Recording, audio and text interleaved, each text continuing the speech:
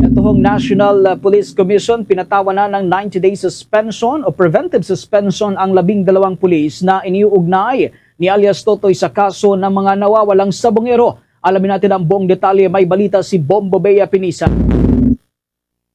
Pinatawan ng 90-day preventive suspension ng National Police Commission ang 12 pulis na siyang sangkot sa kaso ng mga nawawalang sabongero.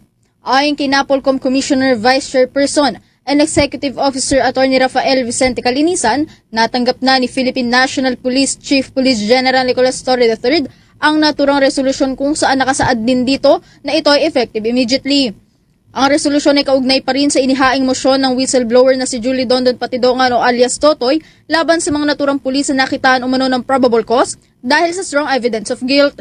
Bilang naman sa mga respondents ito ay sina Police Lieutenant Colonel Ryan J. Orapa, Police Major Mark Philip Almedilla at Police Colonel Jacinto Malinaw Jr. at iba pang mga pulis.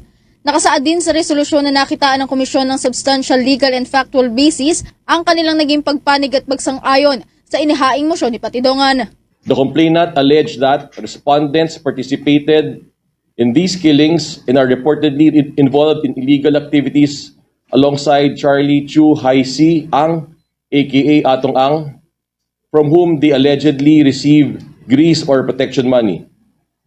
Moreover, complainant alleged that considering the gravity and seriousness of the offense committed by the quote, rogue cops, and to avoid possible miscarriage of justice, a preventive suspension order against all police officers involved in the missing Sabongero case is warranted.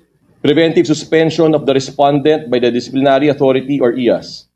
The concerned disciplinary authority or IAS, upon motion of the complainant, may place the respondents on preventive suspension for a period not exceeding 90 days under the following circumstances: that the charge is serious or grave and the evidence of guilt is strong.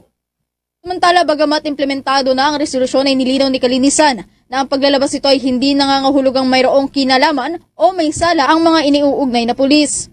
Hindi rin anya ito isang parusa at binigyan din niya na ito ay bahagi lamang ng proseso sa investigasyon upang masiguro na hindi maimpluwensyahan ang ongoing investigation ng komisyon kaugnay sa kaso ng missing sabongeros. However, the Commission emphasizes that the grant of preventive suspension is not tantamount to a finding of culpability on the part of the respondents. The imposition of preventive suspension is not a penalty, but a protective and procedural measure intended to preserve the integrity of the investigation, prevent any undue influence or interference in the proceedings, and assure the availability of evidence and witnesses.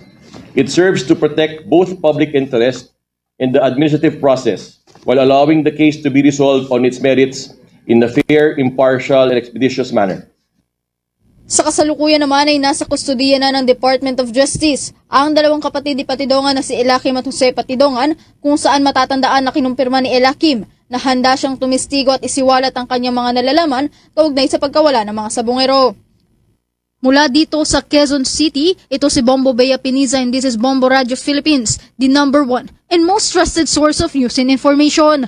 Basta Radio, Bombo! For the most trusted source of news and information, visit our website at www.bomboradio.com. Follow us on Bombo Radio mobile app, Facebook, YouTube, TikTok, and X, formerly Twitter. Like, share, and stay connected. Anytime, anywhere.